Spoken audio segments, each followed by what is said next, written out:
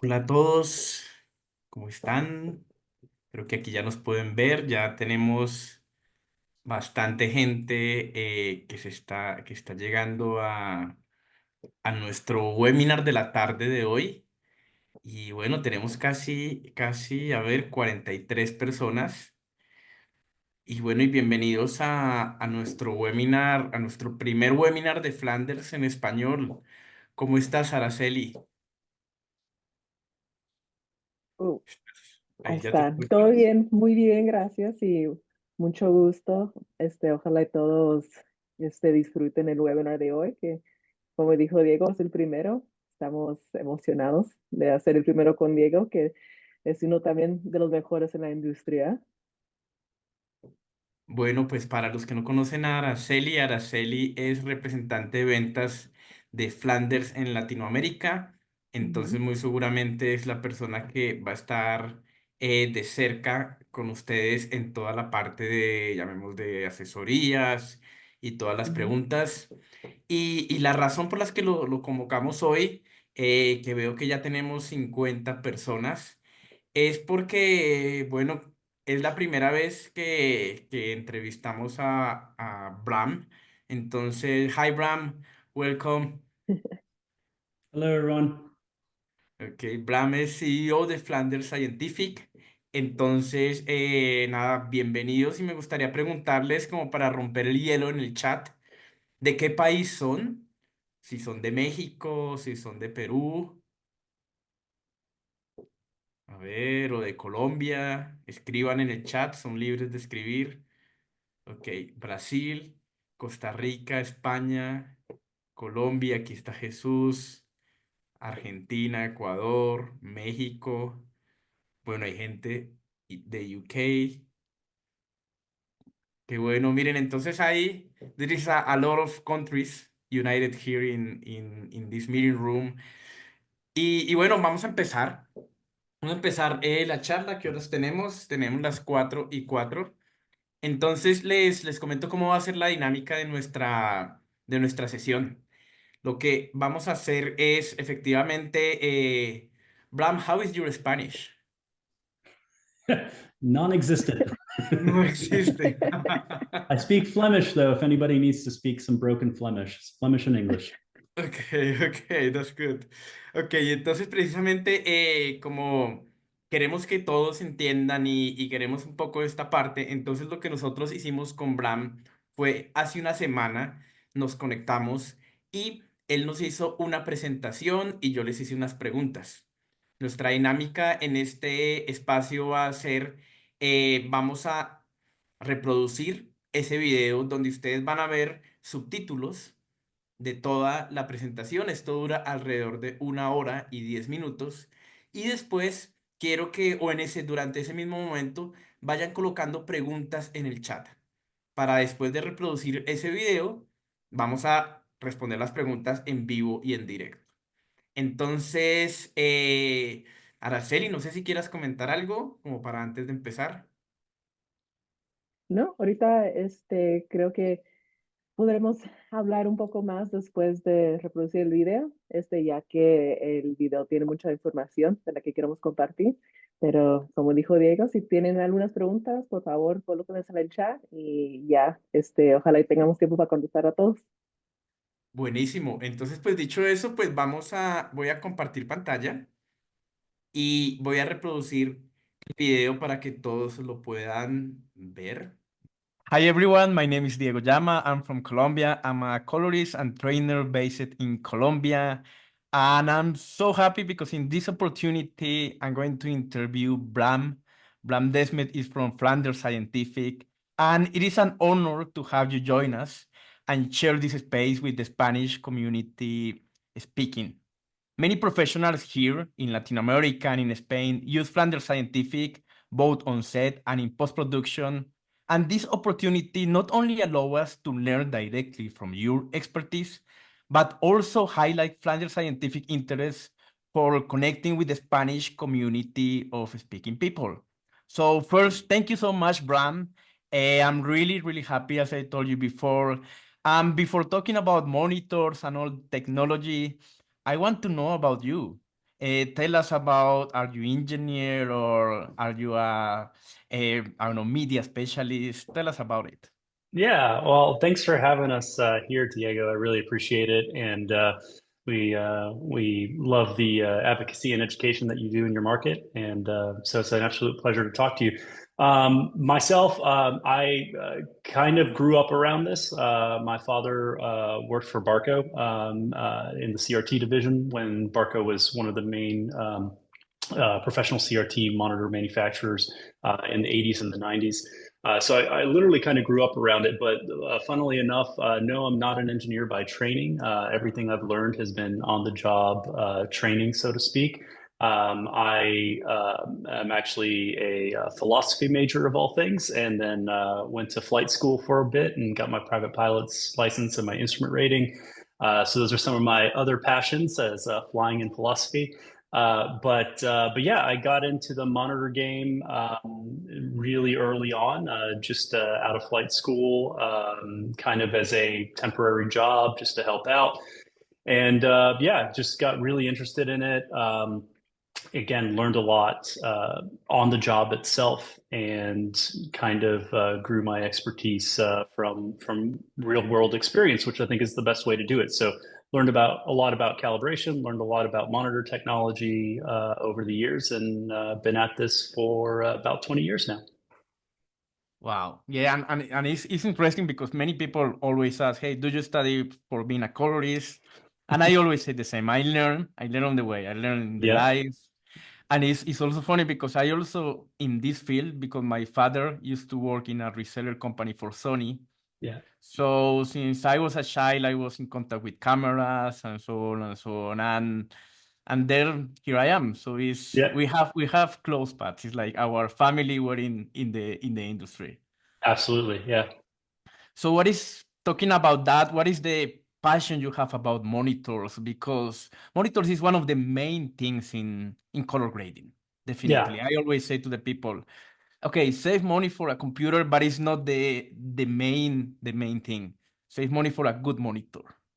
What? Yeah, I mean, for me, it comes down to having that kind of reference device that you can really rely on to show you things for what they are, and maybe that harkens back to the philosophy. Now that I think about it, I don't know, kind of that search for truth, right? So you wanna see things the way they are, kind of unadulterated. And I just have a lot of passion for color science. I've always been fascinated by the human visual system, and how that is really much more about your brain than it is your eyes, and just how human perception works have always been kind of passions of mine and things that I've found very, very interesting. So, and then in terms of actually providing monitors to the market, our goals have always been pretty simple. We want to provide something that is accurate, that you can rely on, but that is also cost effective.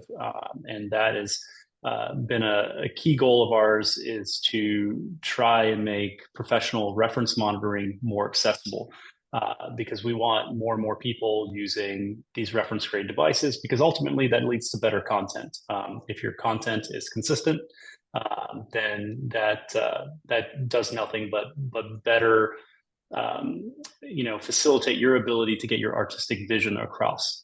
So if your monitor is skewing very pink and you're correcting for that, everybody's going to think, wow, this colorist really has a certain look that they like. But that could be completely accidental, right? So our goal is to provide that neutral reference that you can really count on, and again, to do it at a price that is affordable. So that's actually really great because, I mean, when I start doing color grading, the only, I will not say person, company that can have a reference monitor was a big company, not a small Yeah, company. So that happened like 15 years ago. But now we see a lot of boutique studios, more freelancers. And one of the main questions is like, what monitor should I buy? What sure. is the best monitor? And definitely, if we have like a good reference point and a good monitor, that makes the people to have talent to make the stories. That's Yeah. that's actually one really great goal that I really appreciate, and give us the opportunity for the people that are not in a big company to have that kind of monitors. Yeah, absolutely. Okay, that's great about yourself, but now let's talk about Flanders Scientific. I think you Sure. have a presentation to show us and to the people that doesn't know Flanders Scientific. Can you share it to us? Yeah, absolutely. So I'll just give you kind of an overview of Flanders Scientific, what we're about, and then our product line, and happy to, answer any in-depth questions after that. But just to get everybody a little bit familiar with what it is that we do and who we are, let me Perfect. share this presentation with you. Share. All right, great. So this is kind of just an overview of, again, the product line and also a little bit about Flanders Scientific. So first about the company. So we really specialize in professional reference monitors and color management devices for production, post-production, broadcast applications. We've been in business for about 19 years, and we're known throughout the industry, as you were mentioning, for not only our highly color accurate displays and our professional feature sets, but also for our world-class support. That's what draws a lot of people to buying from Flanders Scientific. Our typical customers include colorists like yourself, and then also DITs, directors, camera operators, broadcast engineers. Those are all kind of our typical kind of clientele. Our monitors consist of two basic lineups. We have our DM series monitor lineup, and then which are our HD SDR monitors essentially. And then we have our XMP series monitors, which are our UHD and HDR monitoring solutions. So first, a little bit about the DM series monitor lineup. DM series monitors, again, HD SDR displays. We have a variety of sizes to choose from, bit depths, but the feature set is shared amongst them. So these units all have 3 gigabit a second SDI connectivity. So for professional connectivity from your professional I/O devices or from your professional cameras on set, they share advanced feature sets, things like being able to do 2 inputs side by side, multiple color spaces, and EOTF selections and those things. Advanced capabilities like connecting to live grade for DITs who are working on set. And then, the ability to have, a variety of markers on screen. There are 13 different scopes built in. We have an advanced measurement feature built in. So a lot of advanced kind of engineering tools that are useful not only to broadcast engineers, but can also be useful to people working on set or to a colorist in a suite who really wants to analyze a signal. So starting from our smallest DM series monitor, this is a 15.6-inch 10-bit RGB OLED. It's called the DM160. This is a 1,000,000:1 contrast ratio, so very, very deep black levels. And this unit can actually do 400 nits full screen as well. So it's great to use in brighter environments and studio environments on set. We have hoods available for it, carrying cases with integrated hoods as well. So again, can be used in production environments. But can also make a really great little SDR reference monitor if you don't have a lot of desk space or you just want something that's compact and portable. One of the unique things about this as well is that because it's an OLED monitor, it also has a really effective HDR preview mode. So what that does is it's not a full HDR monitor, but it allows you to have kind of a soft roll of those highlights. So you can see if your camera is capturing those highlights or if it's clipping any information.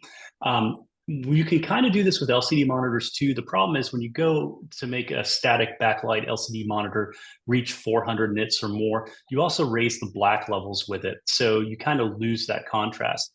The great thing about the HDR preview mode is we can do those highlights up to 400 nits, and really those black levels don't change. And the lower end of the image actually tracks perfectly with the way that a reference HDR monitor would. So from like 0 to 150 nits or so, you're tracking 1-to-1, just like a very high-end professional HDR monitor would track. And that's where a lot of the stuff that you're interested in lies anyway. And then again, on the top end, not meant for grading HDR, but if you want to do QC, just want to make sure that you're protecting highlight detail for the color suite later, the HDR preview mode enables that. It's an excellent color critical field monitor. It can also be rack mounted.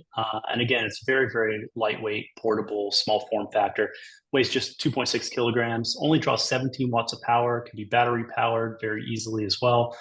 So it's a great field unit to facilitate high-end color critical monitoring on set. Another interesting thing that this does is, again, with RGB OLEDs, you have the ability to do something kind of unique, which is the ability to view interlaced video very accurately. So it's something that a lot of LCD monitors have a much harder time with. So for people who want to do critical evaluation of interlaced video sources still, the DM160 is particularly well suited to that in the lineup. Stepping up from that, we have two monitors, the 211 and the 231, which are 21.5 inch and 23.8 inch monitors. So the DM211 is a 21.5 inch LCD, very lightweight, very portable. It's really designed for editorial, broadcast, production applications. It's not really intended as a high-end color grading monitor. It is an 8-bit display. That being said, a lot of people are surprised when we tell them it's 8-bit. They put this next to a 10-bit monitor, and except for some very specific test patterns, it's actually really hard to tell that it's 8-bit. Part of that is that the perception of what an 8-bit versus a 10-bit monitor is sometimes is a little bit confused in the industry because you get banding and quantization type artifacts from things besides just bit depth. So for example, a lot of monitors use trilinear LUT interpolation for their calibration LUTs, and that can add a lot of banding and quantization to an image when you're looking at things like grayscale. All of our DM series monitors use tetrahedral LUT interpolation, so you get really smooth grayscale access, really smooth gradients. So especially from a little bit of a distance, it can often be really hard to tell that this is an 8-bit monitor. So again, cost effective, great for those editorial applications. And while not built as a color grading monitor per se, for people who are doing like web deliverables, basic Rec 709 stuff, a lot of times they do opt for this as a kind of compromise between budget and performance. And they do color grading on this, even though we don't really position it that way. Very lightweight, power efficient as well, only draws 21 watts, only weighs 4.7 kilograms. So it's a great portable monitor to be able to bring on set. The 21.5, though, is a little small for some people when they're looking at something for a editorial type post-production application. So we do make a 23.8 inch version. It's very similar to the 211, all the same features again. Also an 8-bit LCD, but again, still very color accurate and just a solid choice for those editorial type applications. The newest thing in our lineup, which actually just out right now, it was announced in the beginning of December, is the DM242. So this is a successor to our extremely popular DM240 and DM241. So this is a 10-bit high contrast LCD. It's really designed for color critical SDR color grading applications. It's great for editorial as well. Also great for color critical onset use. What's great about this is our DM240 and DM241 were some of our best-selling monitors ever. This DM242 does everything that those older models did, but has even better performance. So it's actually 1800 to 1 contrast, which means it's 20% higher contrast than DM240 and over 60% greater contrast than the DM241. So for any of those users who were kind of lamenting the DM240 and DM241 being discontinued from our lineup in the past, the DM242 now really fills that role and provides for a very high quality HD SDR color grading monitor.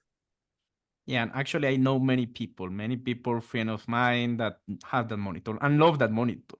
Yeah. And the great thing is that even after, I don't know, 5 years or 6 years, I don't know when was the year of release, they still use it and they still trust in that monitor. So it's absolutely, it's just one of those solid performers that has done really well for people for many years.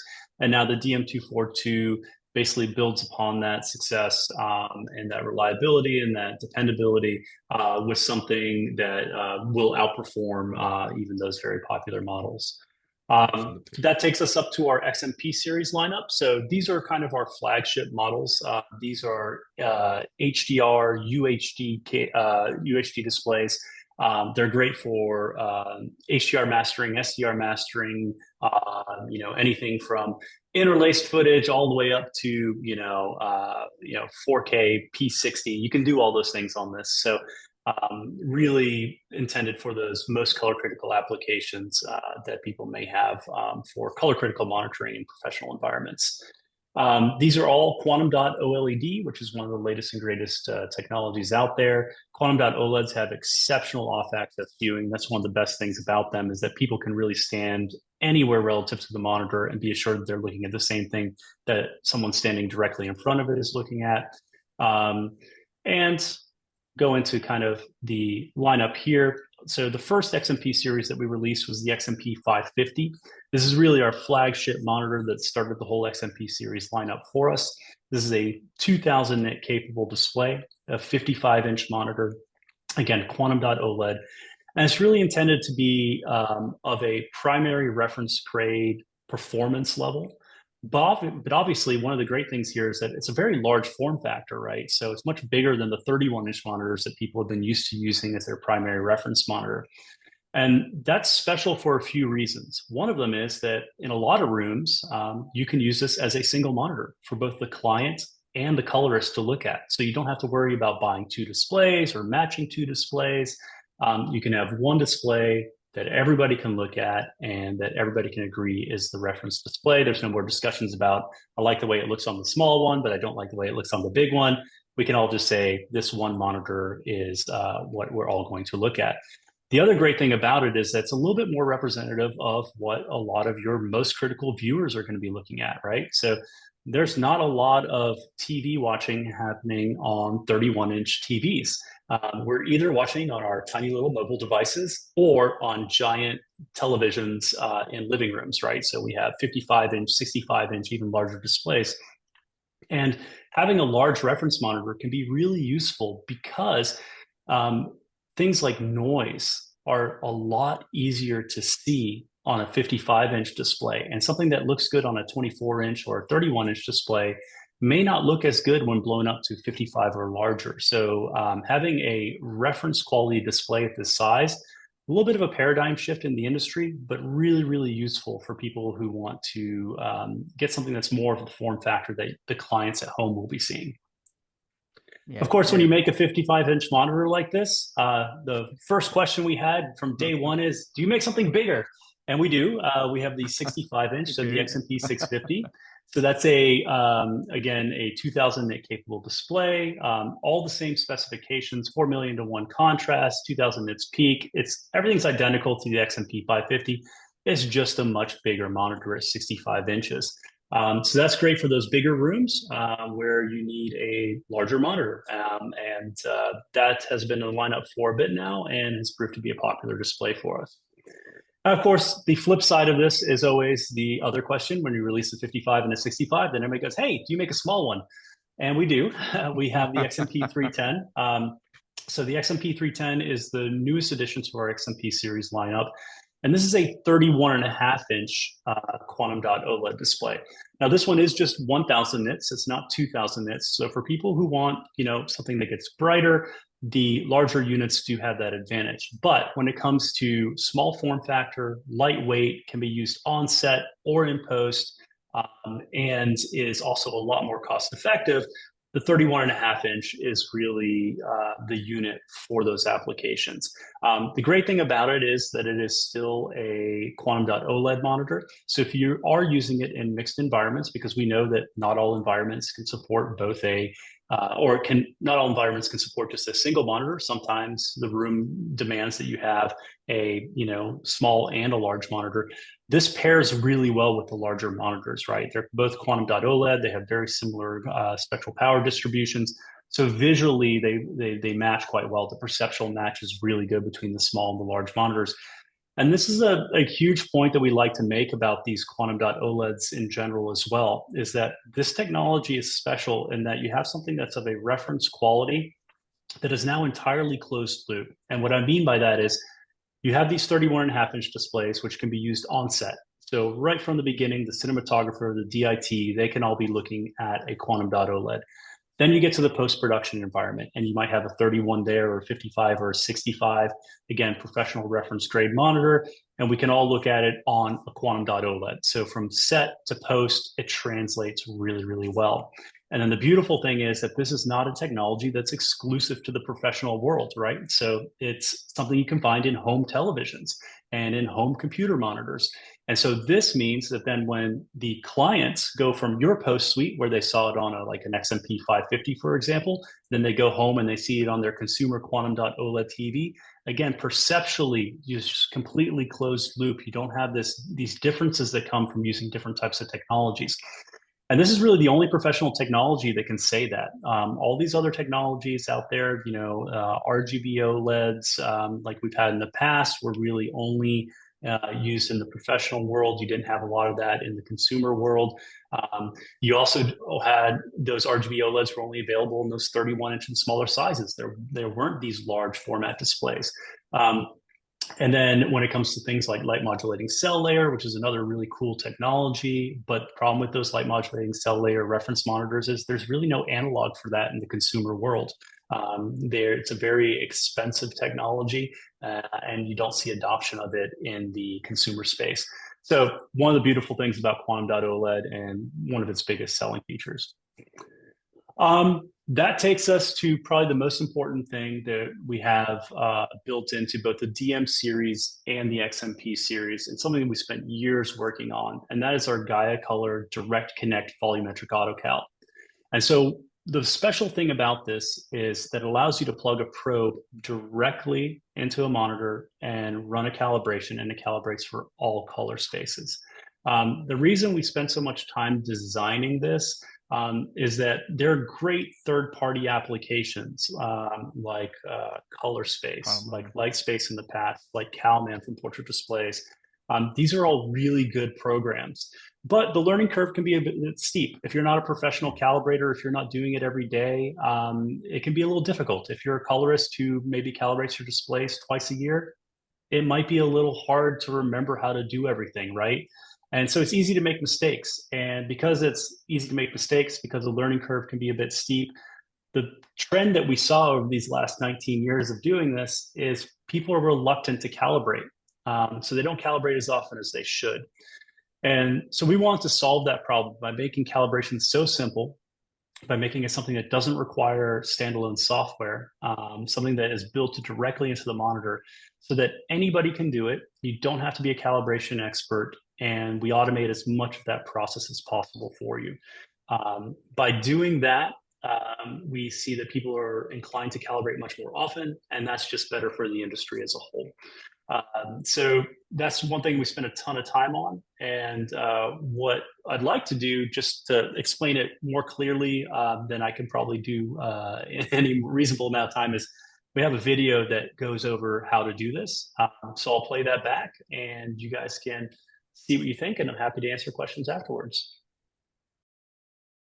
Direct Connect Volumetric AutoCal provides a simple, fast, and extremely accurate way to calibrate your XMP series monitor. All you need is an XMP series monitor and a compatible probe. No computer or software is necessary to complete this AutoCal process. AutoCal works with a compatible probe such as the Colorimetry Research CR100 for Direct Connect Volumetric AutoCal. Before starting, ensure that the following prerequisites are met. 1. Verify your monitor is running the latest firmware version, and then load the default profile from the system menu. 2. If using a colorimeter, ensure that your colorimeter has the correct matrix stored on it for the display you wish to measure. These matrices must be named appropriately to match the model name of the display you wish to calibrate. Examples of valid matrix names are XMP 550, XMP 650, etc. Have questions about colorimeter matrix creation? Contact support@flandersscientific.com and we'll be happy to help. Now we can begin the AutoCal process. With the monitor powered on, plug the probe into the monitor's USB Type-A port. From the monitor's color management menu, select GaiaColor Auto Calibration, confirm that you want to start alignment, then select the probe you will use from the list of available options. Use the on-screen guides to position your probe correctly in the center of the screen. An automated warm-up and stabilization routine will begin displaying a gray patch for 10 minutes. A countdown timer will show you how much time remains in the warm-up process. Simply make sure your probe is centered and room lighting is turned off before the 10-minute countdown timer reaches 0. The calibration will take approximately 24 minutes with a CR100. Once the alignment data is saved, you will be prompted to reboot the monitor to complete the process. Now that AutoCal is complete, LUTs for any gamut, EOTF, and color temperature combination will be automatically generated, saved, and applied when you select them, providing you with a highly accurate calibration with minimal effort. For more detailed information, please visit flandersscientific.com/calibration.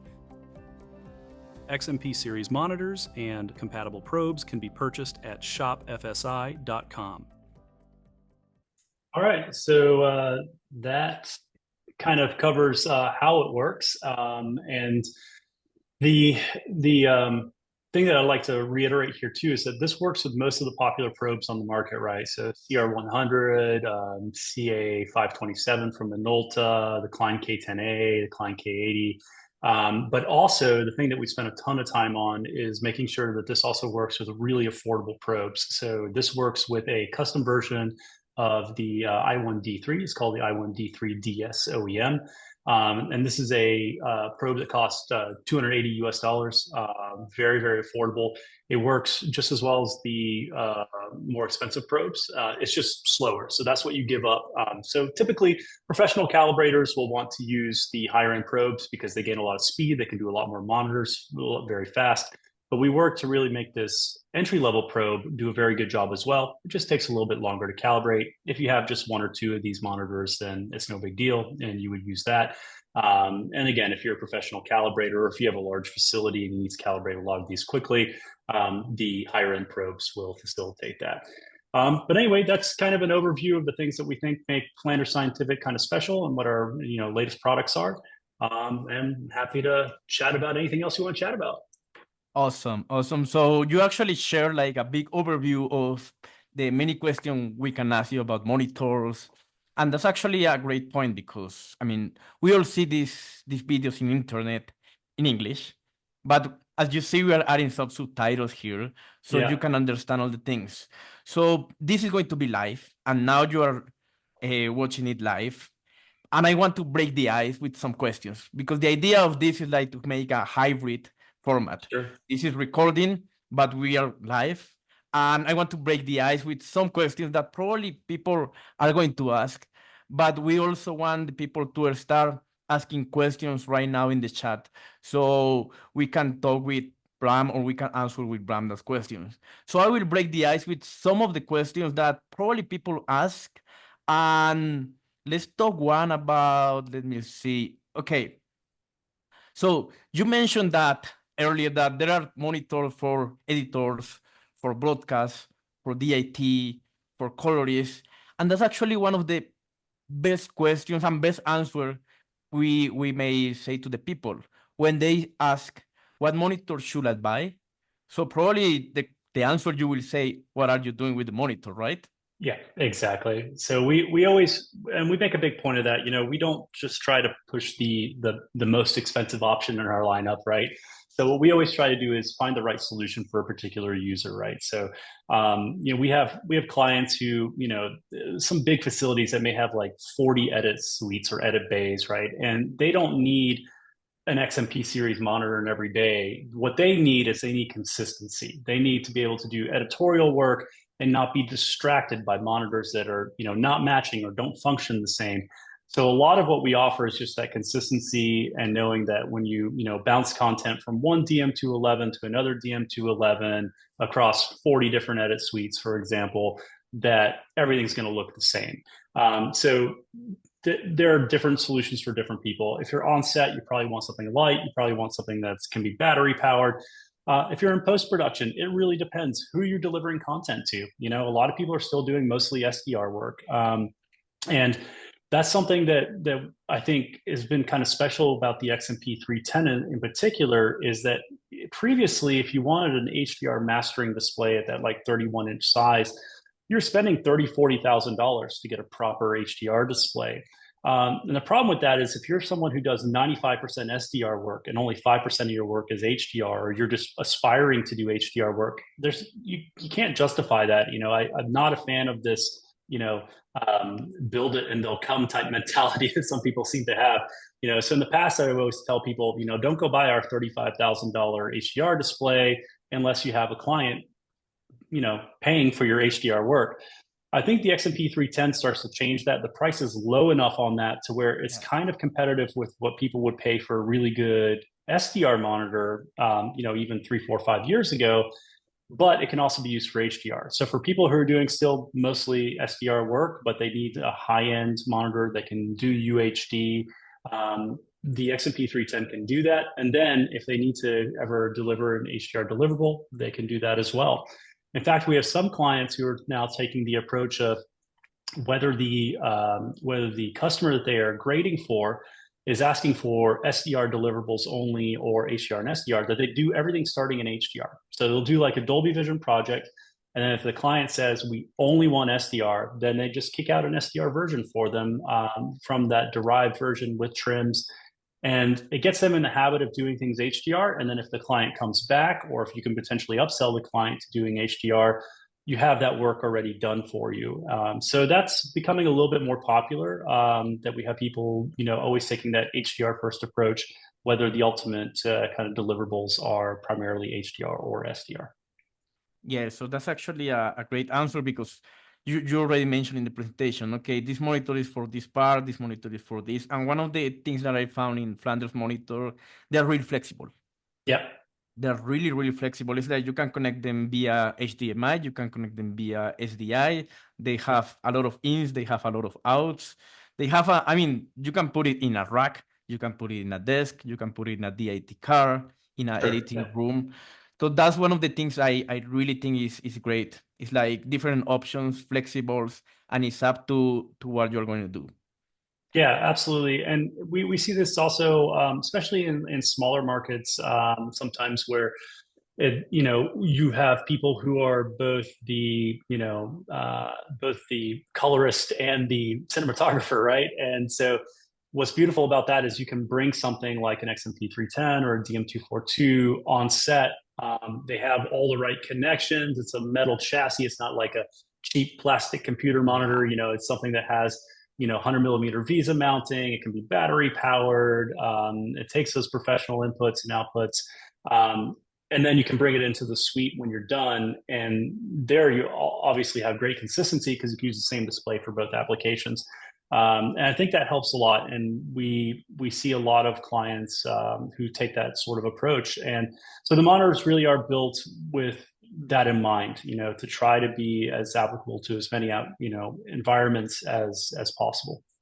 That's awesome. That's awesome. And you're right. I mean, if they use the same monitor on set and then we use the same monitor on grading, we are winning the battle. That's absolutely. That's actually really good. Okay, another frequent question for the people is about screen technologies. Mm-hmm. In the market we see displays matte, we see OLED, we see LCD, we see LCD IPS. We see WQR OLED.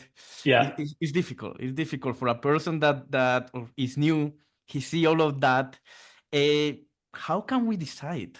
You just mentioned in the video the quantum OLED and some of the advantages, but tell us about every, I don't know, I will not say every technology because that will be like 3 hours. But tell us about what to choose, or what parameters do we need to think about choosing the technology? Sure. Yeah, I think it really, again, it kind of depends on what application you're striving for, right? But the first basic delineation is probably LCD versus whatever flavor of OLED, right? So the thing you get with OLED in general is that you get extremely high contrast ratio, you get phenomenal black levels, and those displays are what we call an emissive technology.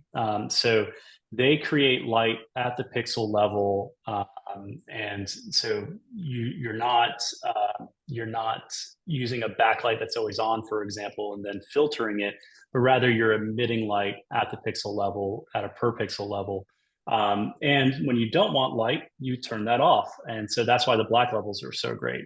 With LCDs work in the general principle that you have a backlight and then you have filters in front of them. And the easiest way to think about those, I like to think of them as blinds or valves or some sort of analogy like that, where you can open them at different levels, right? So you can open it in different steps to allow different levels of light through for the red, green, and blue channels.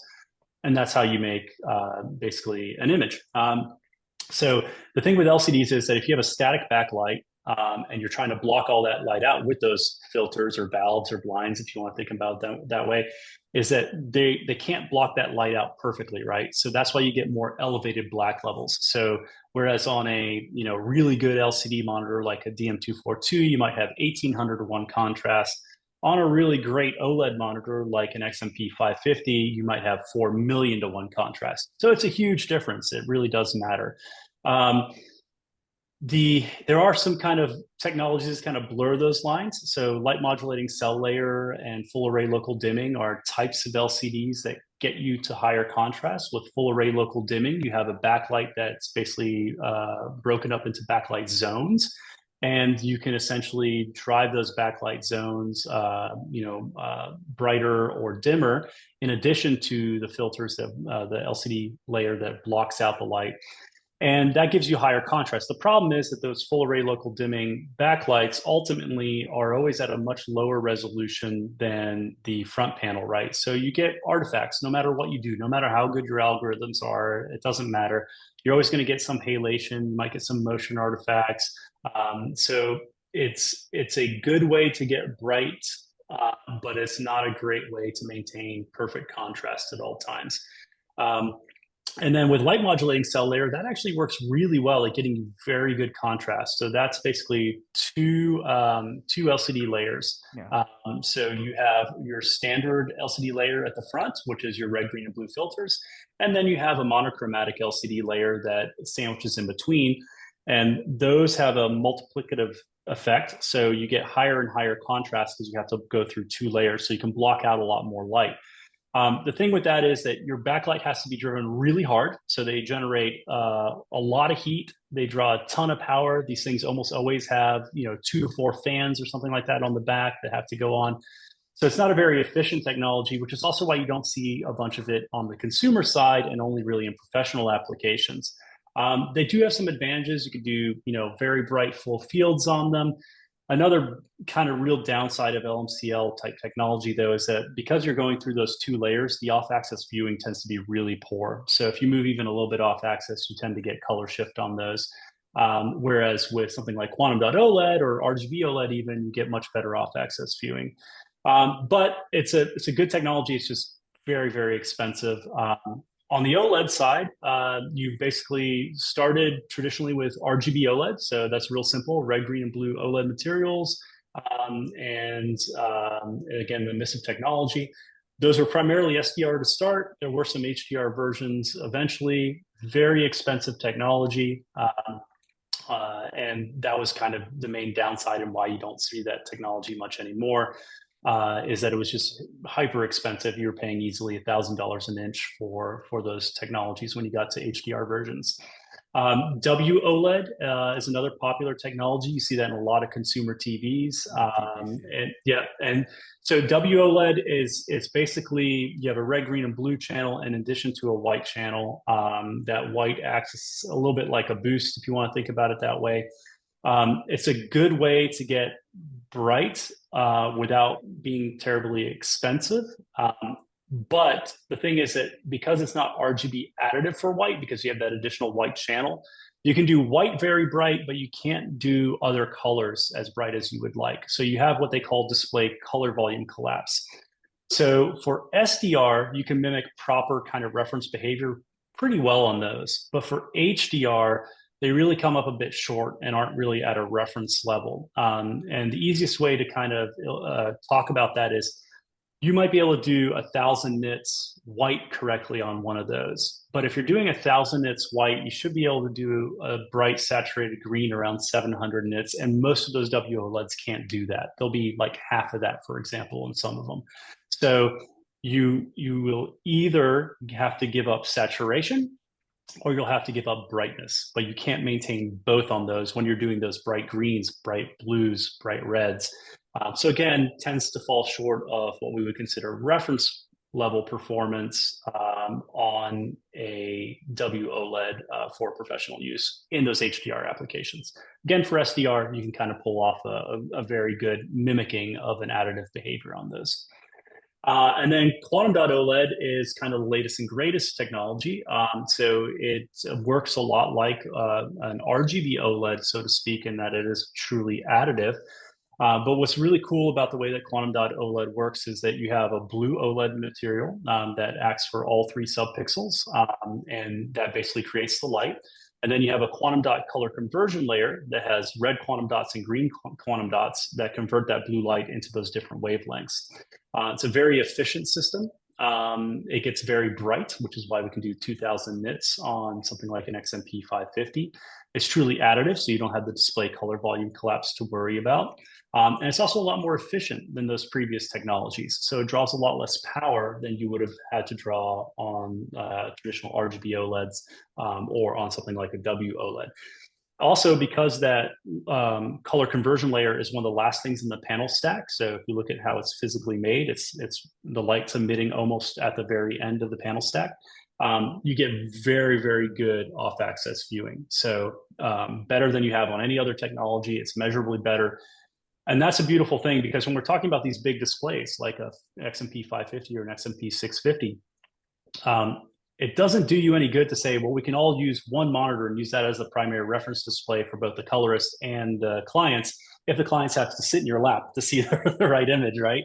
So for it to be really useful as a large display, you need it to hold up well when clients are sitting on a couch off to your right or your left or behind you, in front of you, whatever. And that's something that quantum dot OLED really does better than any of these other technologies, is that people can really stand almost anywhere relative to it. And there's very minimal color shift. There's almost no contrast drop. And so it's kind of a special technology for that reason. The last thing about quantum dot OLED that is kind of special, and why it's what we've really built the XMP series lineup around, is that, again, has these huge other markets that it's doing well in, like consumer electronics. Which means that the panels are a lot more affordable because they're being built in these mass quantities, right? It's not this kind of science experiment technology, which is only being sold into our industry. It's being sold everywhere. And so that means that the panels are a lot less expensive, and those savings get passed on to you when you buy that professional reference monitor. So again, an XMP 310 is a good example.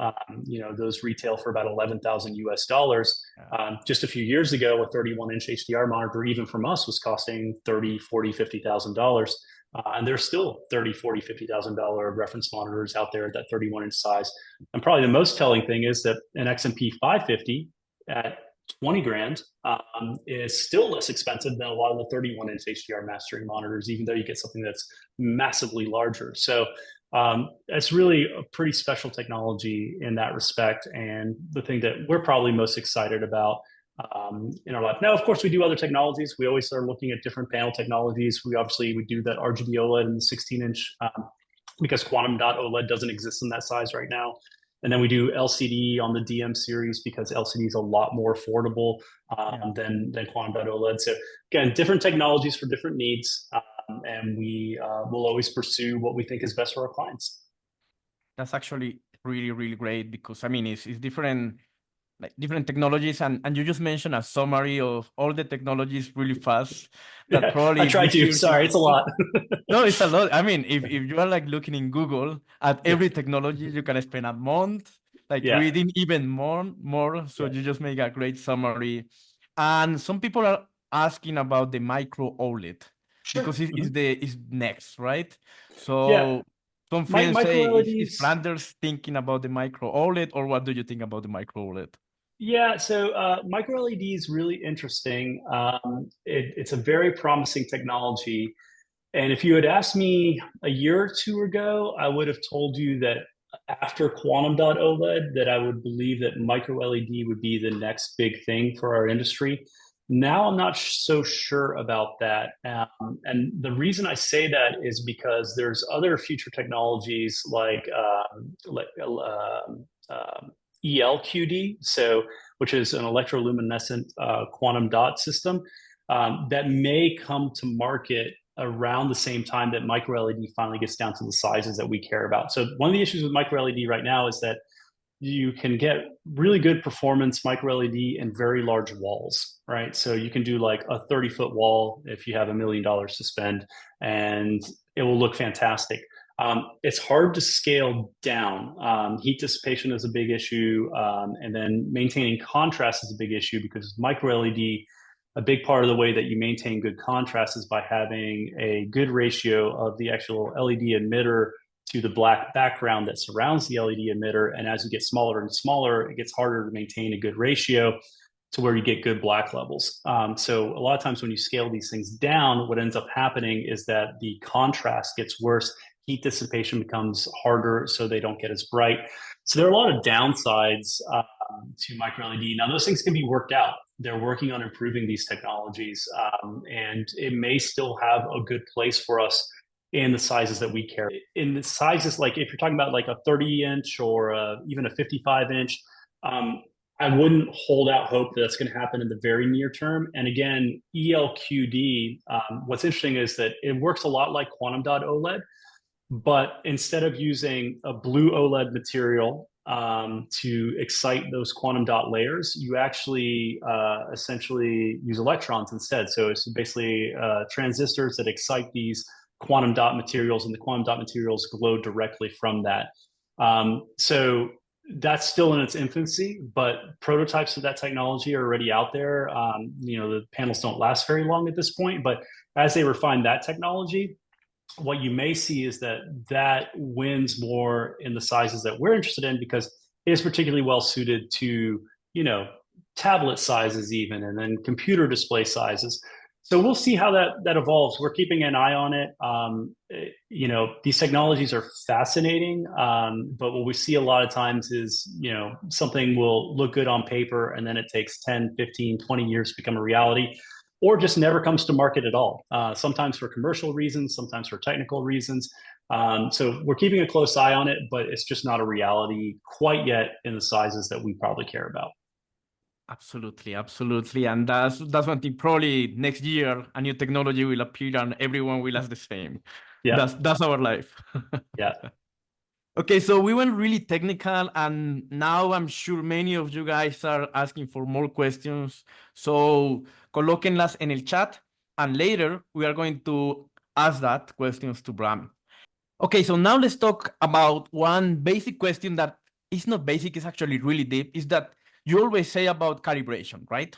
And probably is one of the companies that are always saying calibration, because most of the companies say, okay, you just buy this monitor and that monitor will be calibrated for the rest of your life. And that's a completely lie. That's a completely lie. I always say that, calibration is one of the most important things we must know. Yeah. And I think every colorist need to know the basic of calibration, but does not happen. And you go to a TV channel, and if they have 20 monitors, all they look different. Yeah. So it's great that you mentioned about calibration, that you offer the Gaia, that is a software for calibration. So the basic question is, how often do you need to calibrate a monitor? Yeah, so it depends a bit on use, right? So there's no hard and fast rule. Some technologies are more stable than others. And then the other thing is RGB OLED is probably a good example, right? So like if you take a DM160, which is an RGB OLED, and you're using that just in SDR, you're not going to have to calibrate it nearly as often. If you're using it in HDR preview mode and running it at 400 nits nonstop, that will need more continuous calibration over time, right? So you're going to need to calibrate, maybe every 2 or 3 months as opposed to every 6 months to a year. 6 months to a year is what we typically recommend as a good interval for just a general baseline recommendation. But the other thing that we are trying to get across too is if you have a monitor that has the built-in GaiaColor AutoCal capability, the idea is to make that so simple and effortless that people are not intimidated to use it. So while you may not need a recalibration after 3 months, there's no harm in doing it, right? It's not a destructive process. So just having that peace of mind that you can plug in a probe, do a calibration, you're good to go. is great. So, if you want to do it every 3 months and not have to worry about it, that's fantastic. And I think with GaiaColor AutoCal, you have the ability to do that with a lot more confidence. With other displays that don't have that sort of built-in technology, again, it really depends on how you're using it and what the display technology is. Typically, displays that have independent red, green, and blue channels, especially that are organic materials like RGB OLEDs, need calibration the most because the blue channel will age a lot faster than the red and green channel, for example, in RGB OLEDs. With quantum dot OLED, you tend to get a lot more stability over time because everything starts as the same blue OLED material, and the quantum dot layers themselves are inorganic and they don't really have that sort of aging that you get with the organic materials. So you get a lot more even aging on those, they don't need calibration nearly as often. So yeah, it really, again, like anything, it depends. But hopefully with the GaiaColor AutoCal, people are inclined to do it just as a regular maintenance thing, maybe put it on the calendar every 3 months and just have the peace of mind that it's going to be right if you're doing it, more often than you need, not a big deal because it's so simple to do. There's no reason not to do it.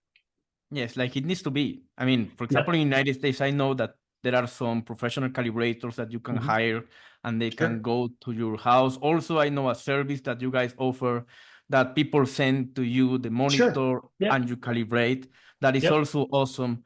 But for example, here in Latin America, if you look, I mean, in Colombia, if you look for a person who calibrates, that is difficult. In Mexico also, in Peru, in Argentina.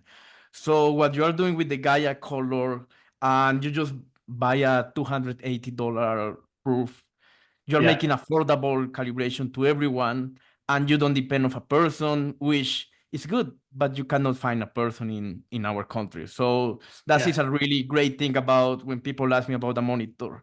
So you need to calibrate a monitor. I mean, it will not be all your life calibrated. It's light.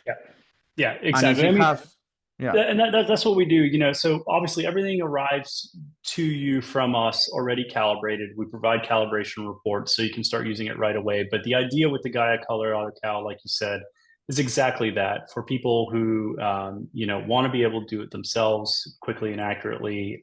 It's a good way to do it. It's a way that it's a process everybody can understand. You don't have to be an expert at it. And yeah, you can, professional calibrators are great as well. We have professional calibrators who use our AutoCal and then they, provide the additional step of doing QC reports and, whether that's color space or in CalMan. And then for people who just really prefer, some facilities are just like, hey, we use CalMan for everything. And for consistency's sake, we just want to keep using CalMan. For those expert calibrators, whether they're using CalMan or color space, our monitors also support that. So that's the other great thing about GaiaColor AutoCal is that it's not a system that prevents the monitor from using third-party solutions. So if you want to use CalMan to calibrate, you can. If you want to use color space to calibrate, you can certainly still do that as well. And some professional calibrators will do that. And again, there's nothing wrong with that. We want to have a open calibration architecture that allows people to choose the probe and the approach that they feel meets their needs best. Like you said, the thing that we witnessed over the years was walking into a TV station or even some post facilities and going, you have 20 monitors here and none of them look the same. And it's like, when's the last time this was calibrated? And people are like, calibrated? Like, what do you mean? What is that? What is that? Yeah, so we want to make it so simple that, again, people who are inclined to actually do it. And I think GaiaColor really delivers on that aspect of it. Yeah, and one big thing is that you can choose the proof because there are some monitors that are also good that they have the proof, but you don't know anything about the proof.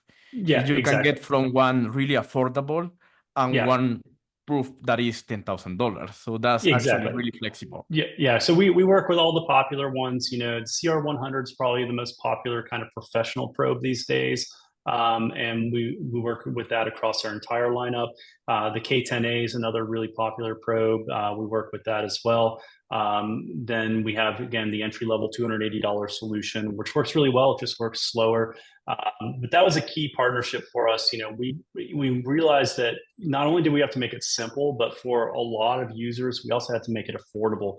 Because for some people, if you're buying a $3,000 monitor, going out and buying a $5,000 or $7,000 probe can be a really hard sell, right? And $3,000 calibration. Exactly, and then software and everything else.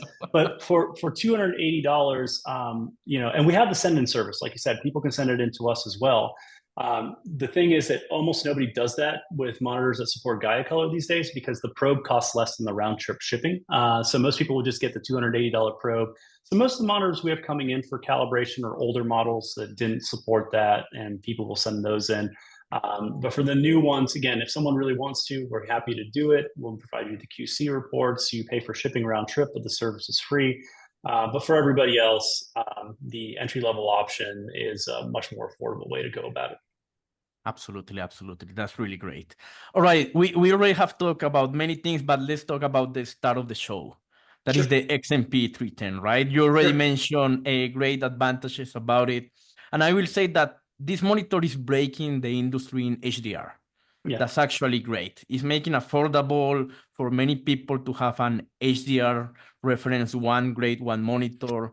And for the big companies also allow us just not to have one monitor HDR, but have 3 or 4 because they are affordable. The price point is really great, and the features are really great. But the main question people ask about this new monitor is how you compare this monitor with the old reference monitors from some other companies. Yeah, I mean, our big aim in doing this monitor was to try and make HDR more accessible to more people. The fundamental barrier to more professional HDR content creation over the last several years has not been cameras. It's not been grading systems. Those things have all been sorted out in very affordable ways. You can buy a very inexpensive I/O that will allow you to do professional connectivity to a monitor. You have things like Dolby Vision workflows built into Resolve and into Baselight and all these other programs. So the tools are there. The cameras have been capturing at latitude that's more than sufficient for HDR grading for many, many, many years. The problem has always been, hey, I want to, do HDR seriously, and you have to spend $30,000, $40,000, $50,000 on a monitor. So that's been problematic. It's meant a lot of people can't do it. So with the XMP 310, we again want to make something that, it's still, I'm not going to say it's cheap, it's not inexpensive, but at a third of the cost of what an HDR monitor cost even a couple of years ago, it's really changing things for people. It's allowing facilities that maybe do mostly SDR still, again, to experiment with HDR.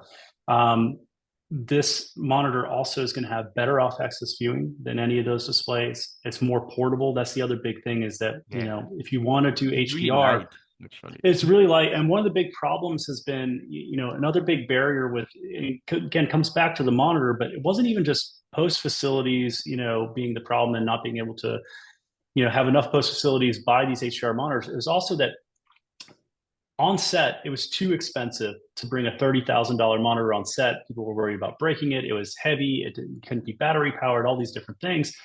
So what ends up happening is the cinematographers on set, they're looking at an SDR version of their content. They fall in love with the SDR. And then when they get to post, guess what? They want the HDR to look like an SDR because that's how they had set everything up from the beginning. So a big push from a lot of different industry players lately has been, let's get HDR on set, because that way the cinematographer can become comfortable with the HDR look early on in the process. They don't just fall in love with the SDR version. And that facilitates more of a proper HDR grade later in post. So this monitor tackles a lot of those different things. And being, much more affordable than traditional solutions, a much better form factor. It can be battery powered, which is huge. So those things all help. So yeah, I think that's the main, difference is this ability to make HDR so much more accessible to so many more people. Absolutely. And for example, I know here in Colombia, uh, it's a DIT house. It's called Film Flow. They are in Colombia and they are in Mexico. They have three XMP 310 and they love it because of that Yeah, reason. It's exactly. affordable, it's flexible. And if we have that one in the grading room, it's definitely worth it. Okay, so let's start closing, but let's talk more personal questions. We already leave the technical. We Yeah. already talked about more things. Let's talk more like personal Flanders questions. So Sure. one is, how much important do you place on user feedback to improve your product? A lot. I mean, something you'll notice about our products, especially newer product lines like the XMP series, is that there are all sorts of firmware updates over time. A lot of that's incorporating features and requests. And so a really great example here is that when we were building the XMP series monitors, we envisioned, a market of people who, especially with the XMP 550, who were buying this monitor primarily to do HDR content creation for streaming services, right? So that was what we thought most people would be buying these for. And we probably should have had a little bit more foresight on this, but what we had is we had a lot of people, especially when the XMP 310 came out, who were like, yeah, we're doing a little bit of that, but we're also delivering a lot still to traditional broadcasters. And guess what? We have to do a lot of HD and we have to do a lot of interlace. And so we didn't have particularly good HD upscaling. We didn't have a good deinterlacing mode on these units. And in the last month or two, we've had updates for those things, both in much higher quality bicubic HD upscaling now, and then also the ability to really see interlace properly like you would see on a CRT, but on an XMP series monitor. So that just broadens the applicability of the monitor. So it can be used for people delivering for broadcast, for delivering to streamers, all these different formats. And a lot of that was just users saying, hey, this is how we'd really like to use the monitor. These are things that are important to us. So yeah, user feedback's huge. DM series monitors tend to have less frequent updates, but that's not because we haven't wanted to add things. It's just because those have added just about everything. And so that we could, muscle out of those processors. So that lineup's been around for a while. There are 13 different scopes. When we started with our monitors, 19 years ago, we had 3 scopes. There are actually there are more than 13. There's over a dozen scopes now on DM series monitors. So lots of different features that you see that have been added to the monitors over time have been from user feedback, user suggestions. And we're always also interested in hearing, what people want the monitors for. This idea of having a large format monitor as a single monitor in a suite for both the colorist and the clients to look at was something people asked for years and years and years. There just wasn't a good panel technology to facilitate that. So as soon as that came out in the 55-inch quantum dot OLED panels, we jumped at that opportunity because we're like, this is the technology that's going to deliver on that request. So yeah, user feedback is huge for us, and we're always open to hearing back from our clients. That's awesome, man. And for example, I mean, I met this year Bram 2 times, and they were in the colors mixer. So it's actually really great because you don't see so often a CEO of a monitor company in a party of colorists. So that's actually great. There are a lot of webinars when you talk more about the technology with Joey. Also, sometimes the ICA invites you to webinars, the Colorist Society. And that's actually one of the reasons you accept our invitation is like talking to the community, listen us. Also, you sponsor shows. So it's like you care about the community, and we really appreciate that.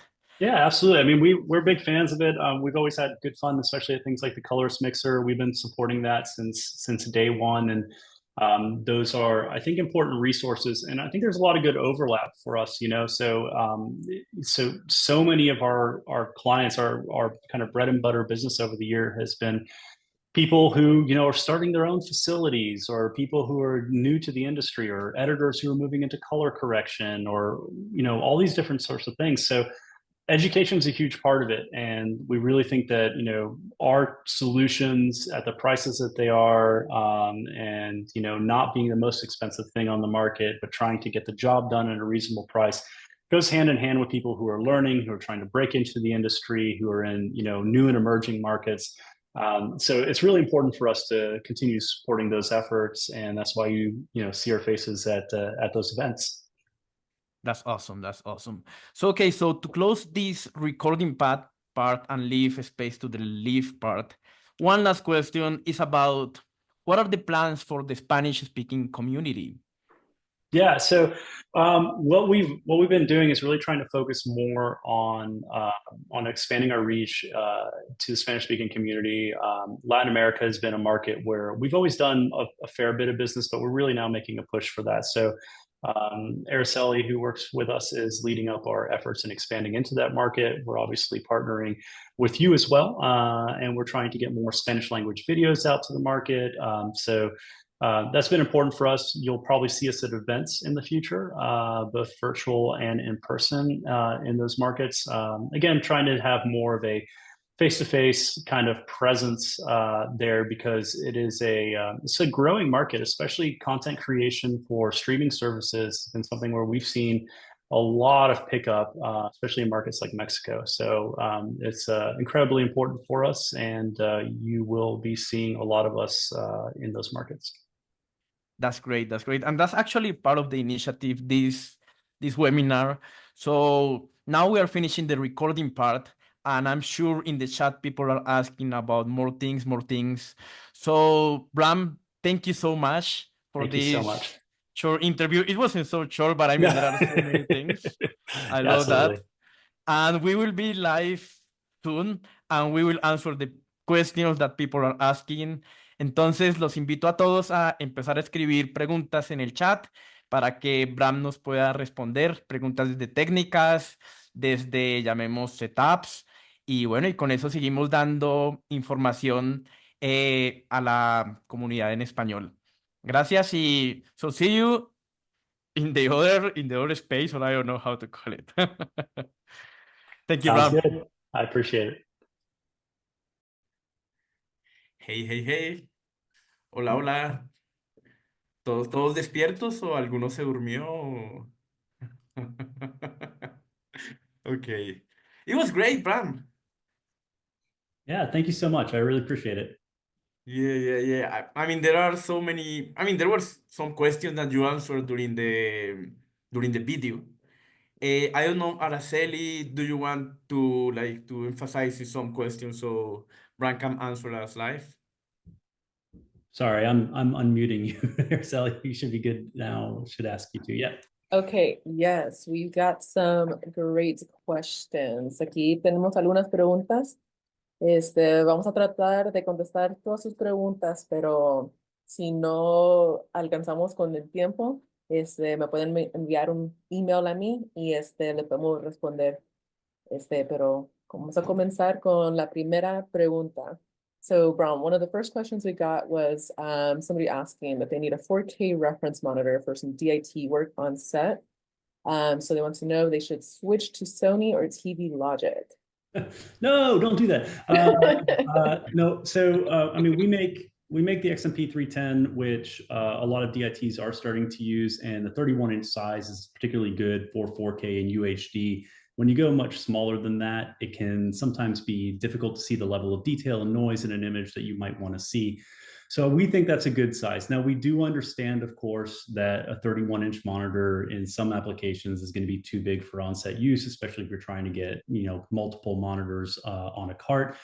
So we are exploring the opportunity to make a smaller version of that in the future as panel availability comes to market. So that's really what it comes down to, do the panels even exist? So as smaller QD OLED panels start to exist in the market and start to be manufactured, we'll certainly look at that as well. But already we do have a lot of people using the 31-inch monitor for those on-set applications.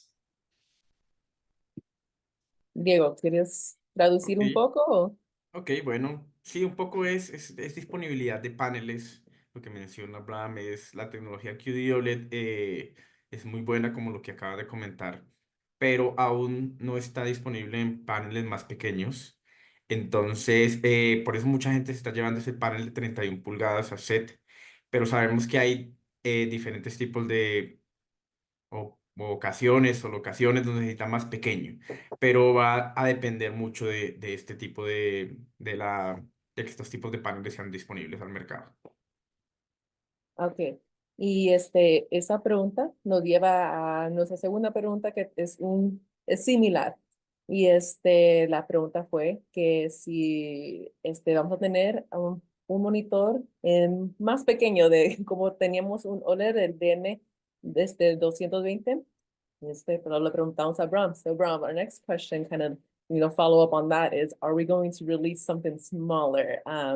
People are missing the DM220, so they're asking if we're going to have something smaller than a 31 with some OLED technology. Yeah, we'll definitely, again, as QD OLED panels become smaller, we'll look into that. I can tell you that, unfortunately, on the panel supply side of things, there continues to be kind of a gap, right? So QD OLED will only scale down to a certain size at this point. And so you might get a little bit smaller than a 31, but probably not down to like a 22-inch or anything like that anytime in the foreseeable future. And then there's really nobody making good desktop size HDR OLED panels these days. Now, we're always evaluating things. We're always evaluating new panels. That's why the DM242 came out as a new LCD monitor from us, is because that panel started to be produced and like, this fits really well. We've always done well with the 24-inch 10-bit LCD. So when panels become available, we do that. The problem is that FSI itself, and in fact, the entire professional video content creation industry, is not big enough to spur a manufacturer, semiconductor manufacturer, to build a panel producing plant. So what a lot of people don't know is that if you want to build, for example, the QD OLED plant that we get our panels from, the capital investment on that to date has been about $10 billion. So we're not going to drive that by ourselves. It really requires huge consumer demand. And unfortunately, that's kind of a dead space with consumers right now. Those willing to pay for premium technologies are typically looking for those 30-inch and larger sizes, or you're looking for like tablet or what do you want to say, like laptop size panels, which is why you get like a good panel like the DM160 panel, because there's a demand for good laptop size OLED panels. So we do think that over time, those RGB OLEDs and those QD OLEDs will start to kind of meet in terms of sizes, and you're going to see things that are available more in that mid-range size. But it's probably going to take a while. So I wouldn't hold your breath for anything beyond what's been announced right now. Maybe a little bit smaller in QD OLED, but unfortunately not down to like a 22. Bueno, creo que voy a interpretar esa respuesta en 30 segundos. No, mentiras. Un poco sí, es lo que menciona, no hay fabricantes aún, o llamémoslos fabricantes de las pantallas que den esa tecnología en pulgadas menores. Dice que gran parte, llamemos, de las inversiones para fabricar esos paneles están en paneles grandes, más allá de 31, o incluso en paneles de computador, que es donde el consumidor está pidiendo. Pero en ese rango, llamemos de 22 pulgadas, 24, 26, aún es difícil tenerlo. Y eso es y esa es una de las razones por las que él dice, bueno, sacamos soluciones como el 242, que puede ser como un intermedio, como para ese tipo, pero efectivamente dice que no ve cercano aún como la implementación de un XMP en 24 pulgadas o en 22 pulgadas. Okay, gracias. Bueno, y también ahorita para mencionar, si gustan recibir más noticias y cualquier actualización que tengamos con la compañía, voy a poner una página en el chat y ahí si se gustan registrarse, les mandamos emails cuando tengamos que tengamos modelos nuevos, cosas nuevas o algo que está cambiando entre la compañía y quieren ser los primeros en saber, por favor, se pueden registrar y le mandamos cualquier información nueva que tengamos. Y seguimos con la siguiente pregunta. Entonces, para los que ya han comprado el monitor de 22 pulgadas, a lo mejor no han usado el AutoCal que tenemos en todas los DMs y los XMP y han preguntado que si está disponible, lo que le preguntamos a Bram. So Bram, the next question is, for those that have already purchased a DM220, is the AutoCal function available for the 220s? Yeah, sure. Good question. So all DM series and all XMP series support AutoCal now. So even monitors like the DM170 and the DM240 that we actually released well before AutoCal was actually a thing now support that GaiaColor AutoCal. So you do need to update to the latest firmware version that is available on our website for free. You update your monitor, and then that monitor will now support AutoCal. And again, that's true of any DM model, whether current or discontinued, and all XMP series monitors. So, and anything new we make going forward will also support AutoCal always. So it's our goal to make that kind of a universal thing across the product line. The reason we don't do it for anything older than DM series like CMs or AMs or LM series monitors is that those simply don't have a USB host port. So you need to have USB host so that the monitor can act like a computer and actually support the probe APIs. So that's why only DM and XMP. Ok, un poco lo que menciona es efectivamente en todos los monitores que se fabrican se está colocando como el GaiaColor AutoCAD y una de las razones es como hacer esto universal, que todos los productos lo tengan. Pero en algunos modelos anteriores no se puede implementar y la razón es porque no tienen un puerto USB. Entonces, al no tener un puerto USB, no se le pueden cargar los APIs, los AP1s, y bueno, los diferentes tipos de sistemas que se necesita para poder tener ese software adentro y que se genere esa calibración. Ok. Y entonces, hablando de la calibración, también alguien nos preguntó que si la única sonda que se puede usar es el CR100. Le preguntamos a Bram porque sí tenemos una lista de estas sondas compatibles. So Bram, the next question is, can the calibration only be done with a CR100, or do we have other probes that it's AutoCal is compatible with? Yeah, so we started with the CR100 because that's the probe that we use the most internally as a colorimeter. We also use the CR300s as our reference spectros. But no, we support a bunch of other probes and we keep expanding that. So for example, we recently added the new Minolta CA527. We work with the Klein K10A. And then of course, as we talked about a little bit earlier, the I1D3 is now supported. So the I1D3 DS OEM is a specific model, is now supported throughout all DM and XMP series monitors. So yeah, we continue to add probe support, and there are a lot of options ranging from very inexpensive to more than a used car. So there's lots of options. Sí, exactamente. Un poco lo que comenta es que sí, efectivamente se está todo el tiempo intentando tener una, llamemos una buena lista de las diferentes sondas que se soportan, desde la C100, como menciona, CR100, hasta la Klein, y hay otros tipos, y efectivamente una que yo creo que a nuestro mercado es la que más tenemos, es las I1, pero efectivamente es un modelo específico el que la soporta y es el I1 de SOM.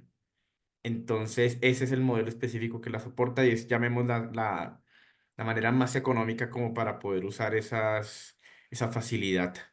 Y bueno, sí, principalmente intentan todo el tiempo actualizar las nuevas sondas para que la sonda no sea la limitante. Sí. Y la siguiente pregunta tiene que ver con esa sonda de la que acabamos de hablar, con la I1. So Bram, so one of our attendees mentioned that the I1 that we have on our shop have been discontinued, and also wants to know if Calibrate and X-Rite are the same company and that maybe they should be concerned or still available.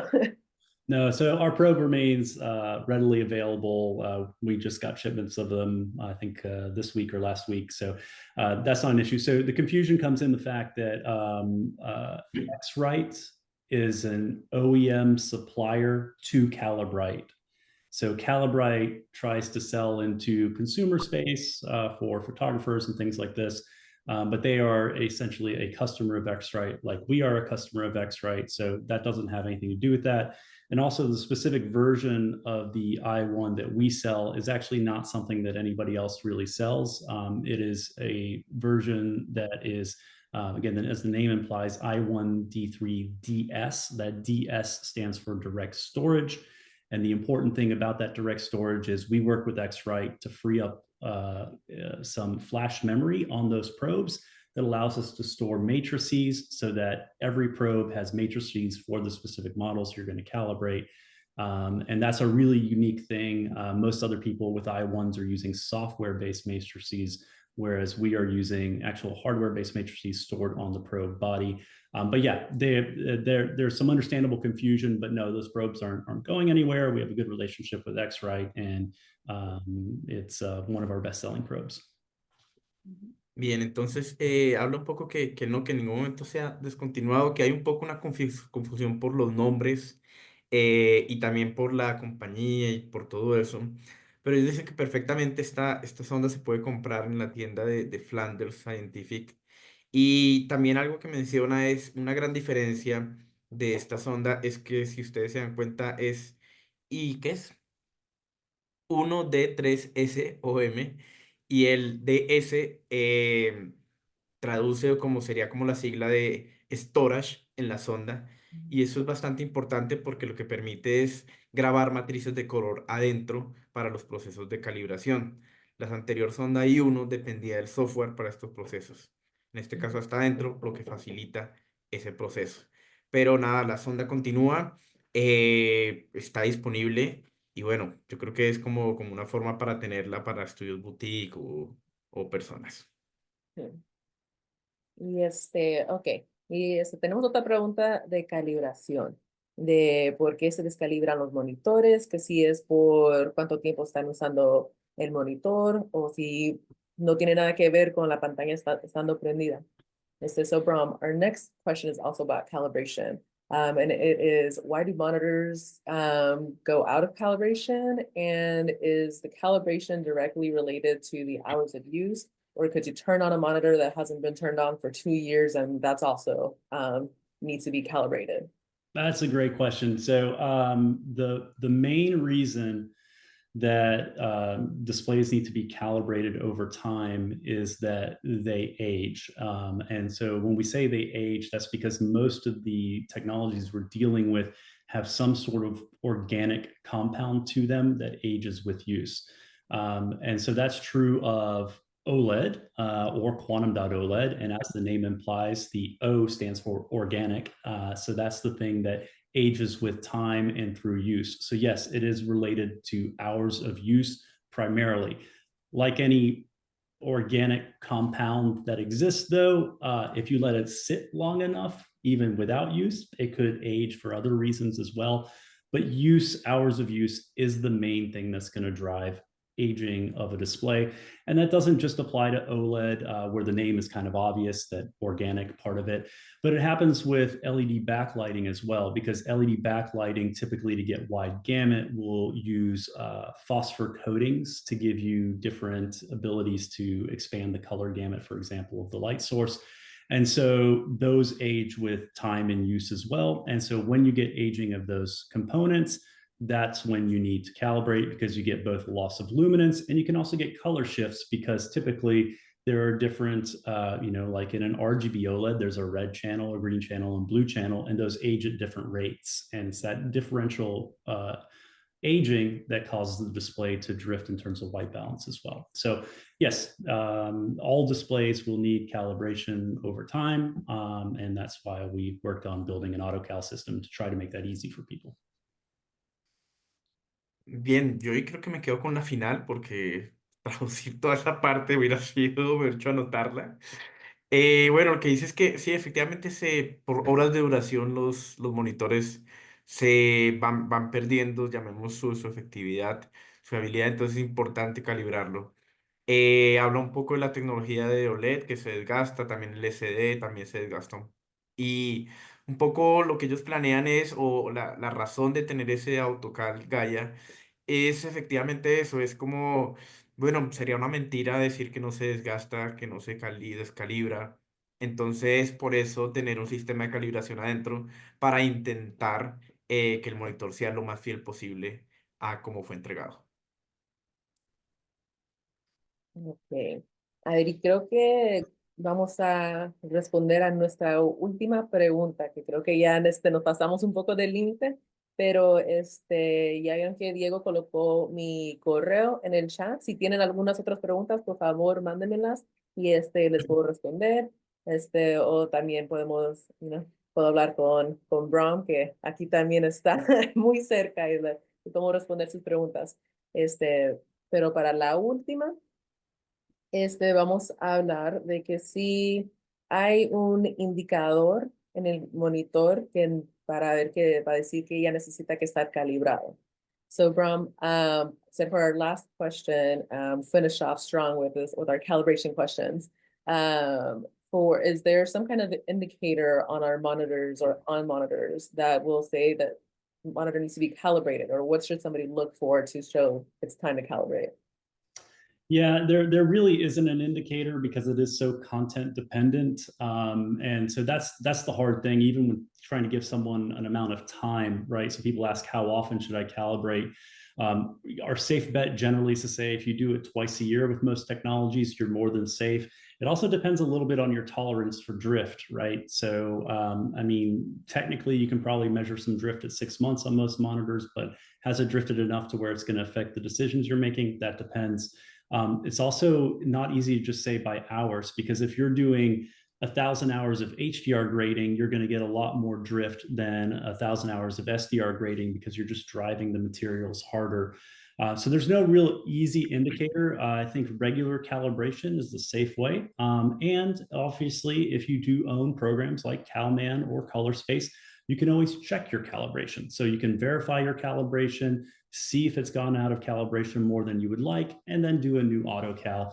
Verifying calibration is pretty straightforward in both CalMan and ColorSpace. It doesn't require nearly as much expertise as putting the monitor in a native mode and profiling and building the lookup table and loading it to the monitor correctly. So GaiaColor AutoCal takes all that out of the equation. And if you still want to use those third-party programs to do your QC checks to see that your calibration went well, or to simply recalibrate, or to see if your monitor needs recalibration, they're fantastic tools to use for that. So that's what we would suggest for people who want to be sure. The other thing I say is if you own a probe and you have a monitor that does AutoCal, maybe just do it before every major project that you start. That's a good tip, and calibration is easy enough to where hopefully everybody can do that now. Sí, sí, un poco lo que menciona es efectivamente es difícil decir una regla. Algunos dicen que es por tiempo de horas, otros dicen que bueno, que está, si lo está usando todo el tiempo en HDR. Y pensemos que ese desfase que se puede dar es algo común que sucede directamente en los monitores, pero que es muy difícil saber si un monitor necesita calibración o más que muy difícil es, no hay un indicador que uno le diga como calibre. Entonces, calibrar regularmente no es perjudicial. Dice que 2 veces al año es como una, llamemos como una medida que se puede usar. Pero nada, también lo que menciona es si en sí estamos o estamos muy desconfiados de que se debe calibrar. Una es usar algún programa como un Kalman o como un Lightspace en la parte de lectura, y que a partir de eso ver el reporte que él nos entrega, que en sí es bastante sencillo de leer, lo que no necesita como mucha experticia. Y de ahí, basado en los resultados que nos dan, nosotros podemos decir, bueno, hay que calibrarlo. Pero él dice que el proceso de calibrar en sí no está dañando nada del monitor, no está afectando nada. Entonces, hay que realizarlo frecuente. Y también lo que menciona es que un buen tip es que se puede hacer la calibración eh, antes de cada proyecto, e incluso también como para estar seguros de que después de eso ya funcione bien. Ok. Creo que ya fue todo de las preguntas o todo el tiempo que tenemos para hoy. Pero pues muchas gracias por acompañarnos y ojalá y hayan disfrutado y aprendido un poco del webinar. Y Diego, ¿quiere decir algo? Sí, pues nada, a todos muchas gracias. Este es nuestro, llamemos, primer intento por tener esto en español, llamemos en Spanglish, entre uno y otro. Entonces, es muy importante, considero a Flanders Scientific una compañía que está muy a la vanguardia, está ofreciendo productos interesantes y que el idioma no sea una barrera. Y Claro que no. hablando un poco del idioma, quiero cerrar rápidamente con esta parte de acá. Entonces, como ustedes saben, mañana, el miércoles, tenemos un evento, hacemos una maratón de color, donde vamos a tener 6 horas diarias de diferentes coloristas dictando clases de múltiples países. Y hay diferentes opciones para adquirir el evento. Son opciones muy cómodas porque queremos que todos asistan. Entonces, si están interesados en asistir, pues me pueden escribir o pueden colocar postdojo.mx. Y bueno, y esa va a ser nuestra maratón para cerrar el año. Y bueno, pues nada, Bram, thank you so much for your time. It's always great to listen you, to listen what you think, your expertise is absolutely amazing that. Thank you. Thank you guys so much. I really appreciate the time, and yeah, we look forward to future communications. Bueno, Gracias. adiós, gracias. Chao.